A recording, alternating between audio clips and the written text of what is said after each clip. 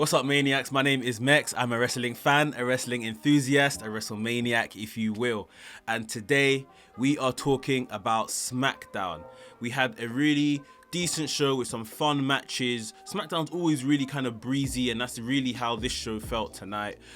Quite a few matches were a bit short, I would say, in fact. But we're going to get into everything that took place, more or less the fallout from the Clash of Champions pay-per-view. So if you want to hear everything that took place on Smackdown, stay tuned. Right here at WrestleManiac UK, I discuss everything that's WWE and AEW. So if this sounds like the place for you, make sure you hit the subscribe button and make sure you hit the notification bell so you get notified every time I drop a new video. Ladies and gentlemen, without further ado, let's get into the review. Roman Reigns and Paul Heyman opened the show, cutting a promo saying that they are still kind of annoyed that Jey Uso has not actually acknowledged Roman Reigns yet as the tribal chief. Jimmy Uso did, but Jey hasn't, and he told Jey to come out to the ring immediately. Jey Uso came out and he was basically saying, you know, I don't know who you are anymore. Like, this ain't family, you're not my cousin, this ain't the Roman I grew up with. And Roman Reigns was like saying, you know, Clash of Champions was the worst night of my life. Professionally, personally, this isn't what I wanted, this is what you made me do. More or less putting the blame all on Jey Uso like we thought he would. And even when he was talking to Jey Uso, he was saying, listen, I'm talking to you and you're looking at the Universal title on my shoulder. You want another shot? It's nothing to me. Take another shot. That's fine. Where do you want it? Hell in a Cell? Fine, you can have that. But he told Jey Uso in a very sinister way that if you accept this match, there's gonna be consequences. It's gonna be worse than before. And as Roman Reigns was leaving the ring, Jey Uso called him back and accepted the match. So it looks like Jey Uso versus Roman Reigns at Hell in a Cell. We don't know the stipulations just yet, but he's saying the consequences are going to be mad. So if anyone wants to kind of speculate what is going to happen, put your ideas and your thoughts down below in the comments. I want to hear from you because I don't have a Scooby what's going to happen in this match. Just as that segment was finishing, AJ Styles was coming down to the ring, still with Jey Uso in the ring, and AJ Styles was saying, look, I don't want to see that again. I don't want to see you versus Roman again and you get beaten the way you did again. No one wants to see that. And he basically said that he's the more formidable competitor. He should be taking Roman on for the Universal Championship. Jey Uso lost his rag from what AJ Styles was saying and attacked AJ Styles, and that got us into our first match on the night. And to be honest, this was one of the more lengthier matches on the show, and of course Jey Uso, we know he can go. AJ Styles, probably one of the best in the world. These guys put on a really good match, and it's still all about elevating Jey Uso, making him look like a worthy upper mid-carder, a worthy main eventer, and he put on another great showing against AJ Styles. AJ Styles is known for having great matches with basically anybody, so that doesn't really come as a surprising factor. But Jey Uso is a really good wrestler, and he showed that again, and he got the win in this match with his Uso splash off the top rope. So Jey Uso still building momentum, picking up wins, and yeah, the next big stop for him, like we said earlier, Hell in a Cell against Roman Reigns again. Next up, we had Otis versus John Morrison. Obviously, their little court case for the Money in the Bank briefcase contract thing is still happening in the background. Next week, apparently Otis is going to court for this, and he's going to represent himself. So we had Otis and John Morrison going up against each other tonight, and this was a very quick match. John Morrison just basically done the job, as they say, for Otis. Before I knew it, we were getting the Caterpillar, we were getting the Vader Bomb, and that was it. Otis put him away very quick. Maybe it wasn't even more than 3 minutes long. Very quick match. In another very quick match we had on SmackDown, Sheamus defeated Shorty G. Shorty G came straight out the blocks when the match was announced and kicked off. Sheamus eventually came back, hit him straight with a bro kick, hit another bro kick, and then the match was done. I was thinking, what's going on with SmackDown today? Why is all these matches literally finishing after like 2 minutes?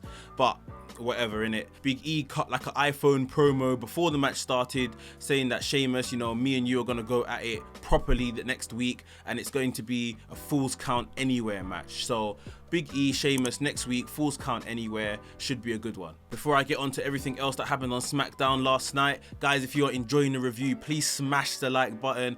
give us the thumbs up. We thoroughly appreciate it right here at WrestleManiac UK, and it does loads for the channel. So smash that like button if you haven't already. So I believe next up we had a segment where Kevin Owens came over from Raw to do the KO show with Alexa Bliss, and of course he was going to question her about all her Fiend related activities. And at first she said, you know, I don't know what you're talking about, I haven't changed. And then she kind of gave in to the fact that she has changed, and she was saying that, you know, it's different when you have an encounter with the Fiend.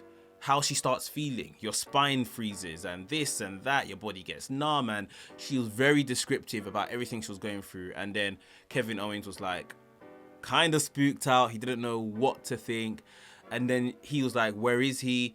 Alexa Bliss said he's everywhere. Alexa Bliss just literally turned and said, let him in. Before you know it, lights went out, a Fiend was in the ring.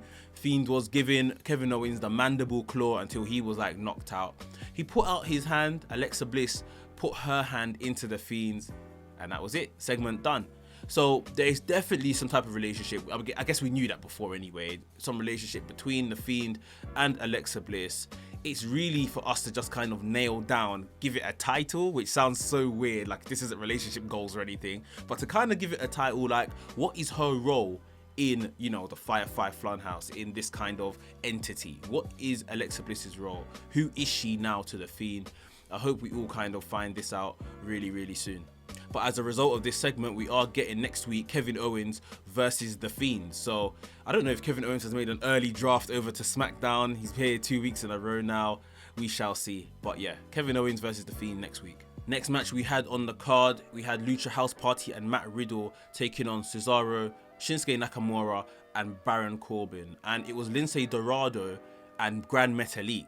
Kalisto left back in the locker room. That's what Lince Dorado said. But eventually when the match started and was in flow, Kalisto came out and kind of made out like, you guys never told me there was a match going on. Like, Kalisto is absolutely crazy. I don't know what's got into this guy since he's returned, but he's really showing the different side to him, which is entertaining, is good. You know, these guys already have it a bit hard to get over because they're wearing masks and doing the whole lucha thing, so it's always a bit harder to kind of show personality and stuff like that. But Kalisto, since he's been back, has been really, really good and really brought the good side out of Lince Dorado as well. It's been really entertaining to see. The match was going very well for the Lucha House Party and Matt Riddle until Kalisto accidentally hit Lince Dorado with an enziguri, and then Cesaro capitalized off that. However, they didn't actually get the win. Matt Riddle got tagged in, hit a bro Derek on Cesaro and got the win for his team. However, Lince Dorado wasn't happy. Kalisto came running into the ring to congratulate Matt Riddle and stuff like that. Lince Dorado wasn't happy with obviously the kick that he received from Kalisto during this match,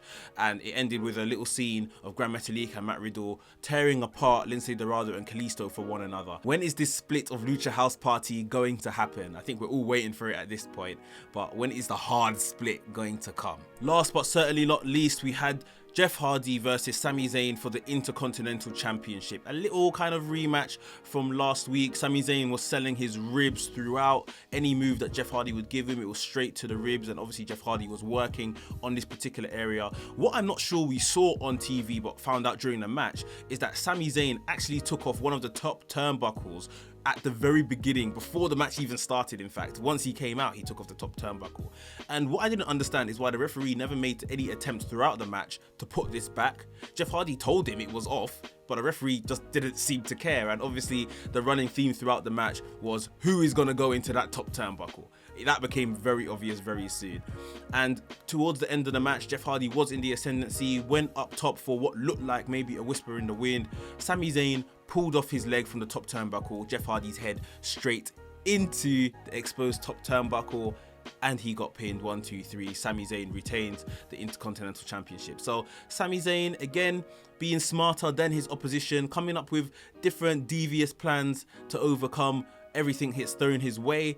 It's going to be very interesting. Maybe in Hell in a Cell he's going to get a match, and maybe it's going to be something like a street fight or just something where the odds are even and that his opponents can also use whatever tools and smart ways and gimmicks to get around, you know, the regular match.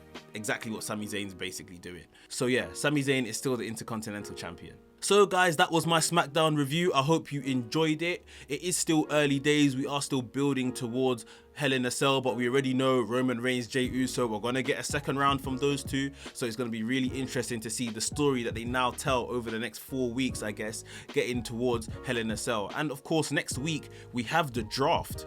The beginning of the draft is next week on SmackDown. So who's going to come over to SmackDown? Who's leaving SmackDown? Guys, put all your predictions down below in the comments. Guys, if you enjoyed this review, again, please remember to smash the like button. And if you're new here, welcome. Please remember to subscribe to the channel, hit the notification bell so you get notified every time I drop a new video. WrestleManiac UK signing out, and I'll see you soon.